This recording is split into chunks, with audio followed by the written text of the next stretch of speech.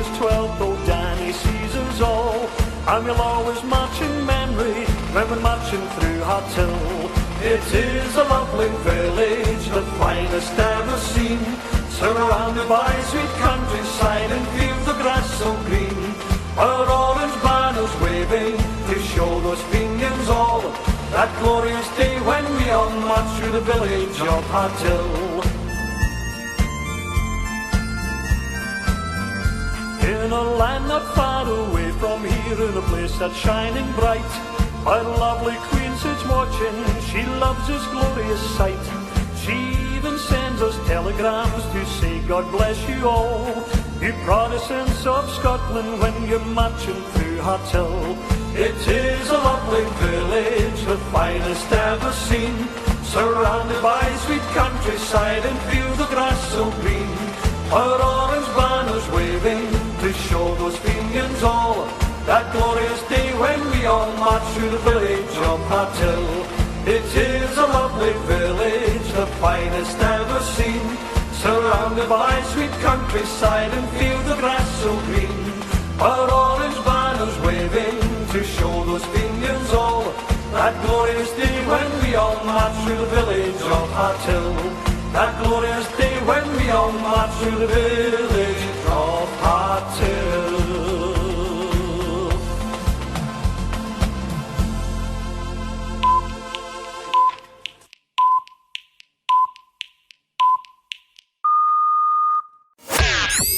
You're listening to PUL Community Radio. Music, news, debates, banter, and views. Call now on 0141 416 1690. PUL Community Radio. Putting the unity back in community. Good evening and welcome to the PUL Community Radio, broadcasting live from the PUL Community Hub in Glasgow. My name's Chris McGurk and we've got Ian. Good evening, Ian. Yeah, good evening, Chris. Good evening, listeners. Looking forward to this one tonight.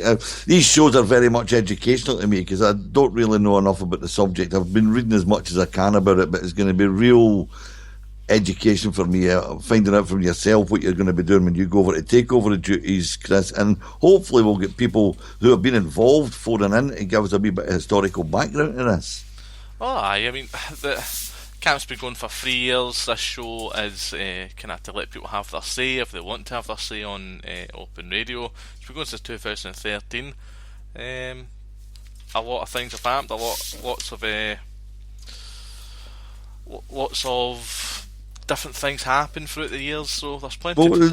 The big thing for me, Chris, is unlike a few, we have crusades in our community and they fizzle out. This is keeping going and it looks as though it's going to go nowhere fast. If you think back, a couple of years ago, the offensive behaviour at Football Act and all the rest of it was all being spoken about. Remember the Green Brigade had an illegal march from the Gallagate up to Parkhead.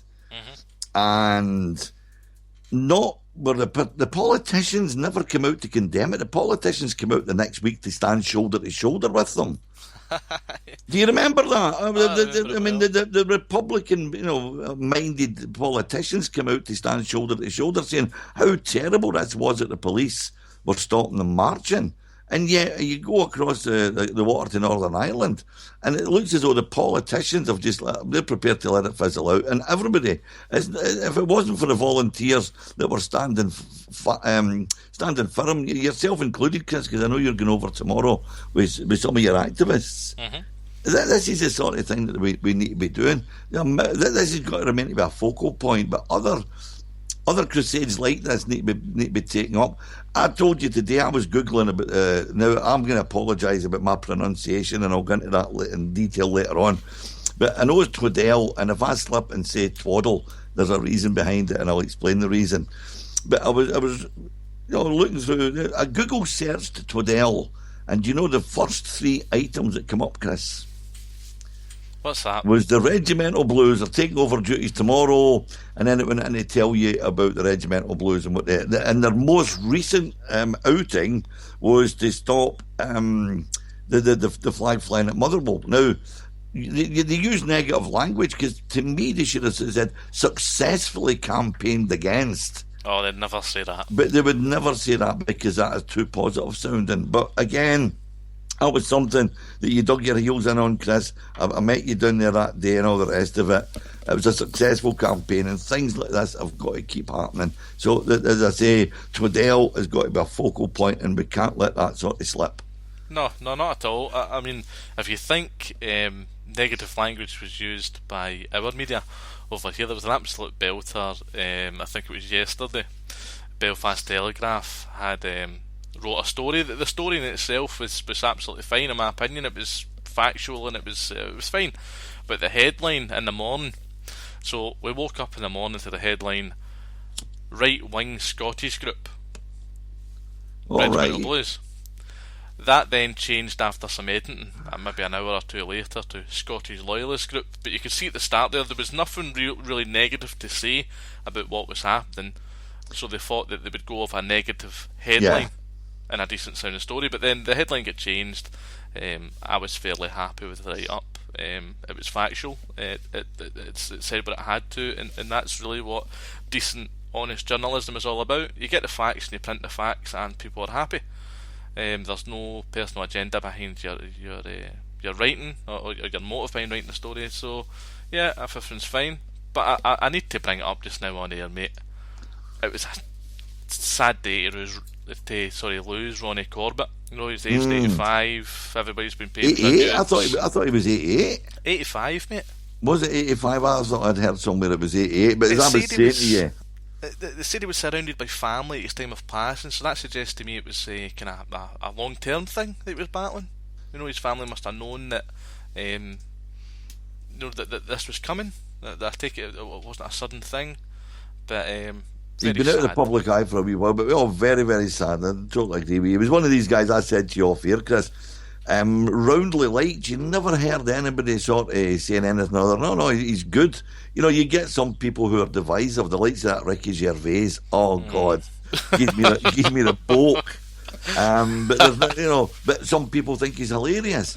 Little Britain, I would have sort of poked my eyes out with knitting needles rather than watch that, but some people I'm find going to it funny. interrupt to hear about Ricky Gervais, right? I don't find his stand-up very comical, but there was a film he done, and it was about the first person to ever tell a lie. I've seen bits of that. Do you know, mate, that was very funny. That was very well put together. He's not, and this other guy, is it James Corbyn's the other one that's made it big in America? He's doing well for himself, I know, but talk about. I mean, I'd love to. There's certain ones I'd love to see them locked in a container to fight to the death. And Russell Brand, there's another one I would throw in a container as well. But some people love them. They're huge stars. I think that's just why they're so big, because what I was meaning, Ronnie Corbett did not divide opinions like that. There was nobody saying, he gives me a bulk. I'd love to rip his arms off and beat him to death with a wet end. No, mate, I'm a young guy, and I'm even a big fan of Ronnie. And I think there is young people out there that have obviously seen his material and they've become a fan, even though he's a different generation. Moving back to task kind of at hand here, this show's about Twaddell. We're going to go right into it. We're going to be talking about absolutely everything we can think of, anything we can go into if time allows us to.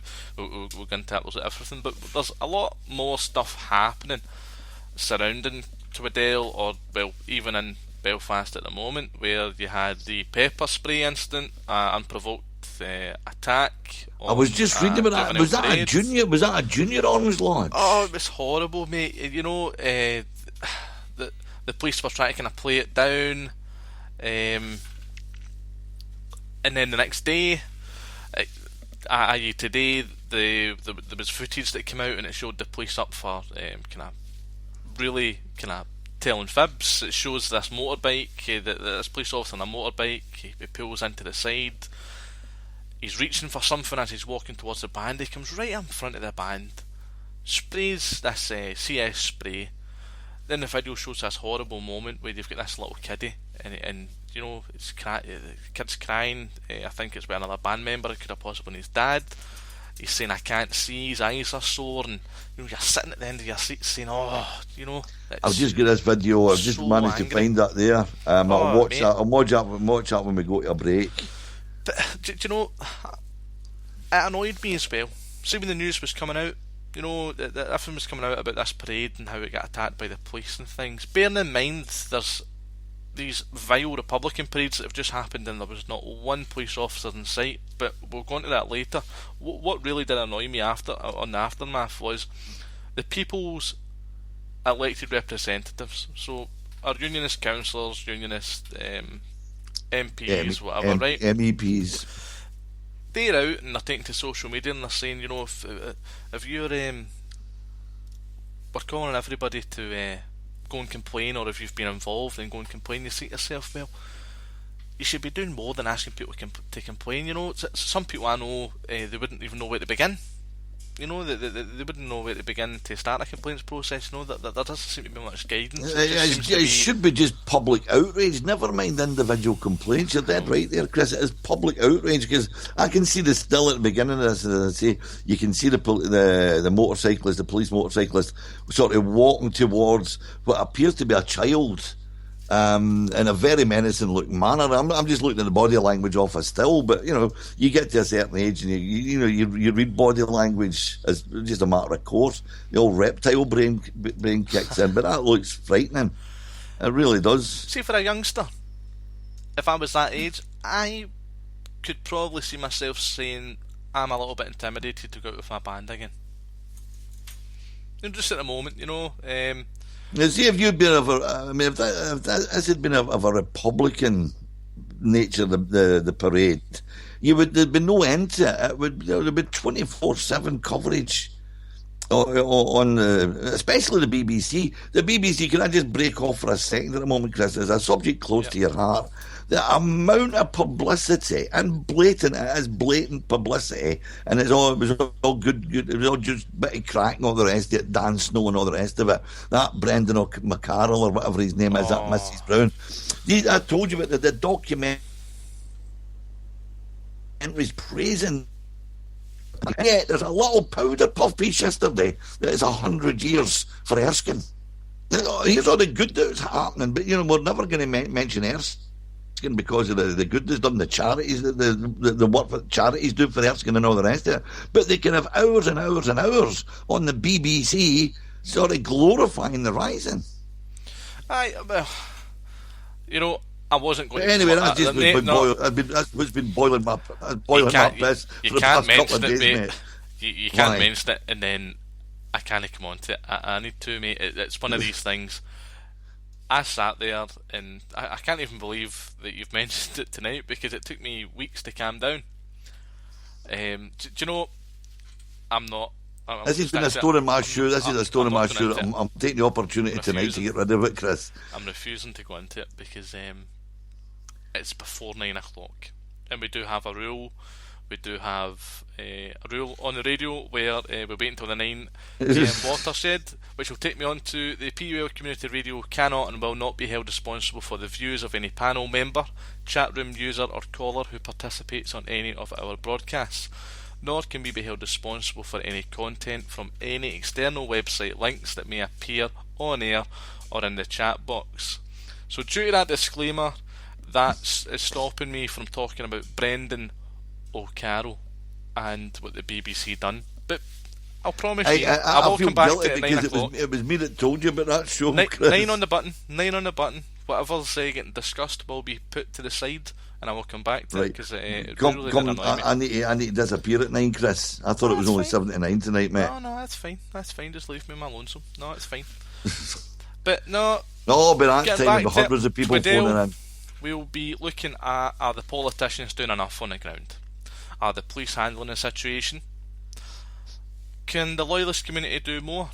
We're looking at every single aspect of Camp Twaddell. We will also be open to calls if you're wanting to talk about what happened at the juvenile parade. And we're also going to have callers, and we're going to provide a chance for those callers to win a prize, which are ranging from big and small. All you need to do is answer 5 correct questions, and it's general knowledge questions based on the PUL community, based on PUL history. It the questions could go your way or they couldn't. That's the joy of it. So yeah, later on in the show,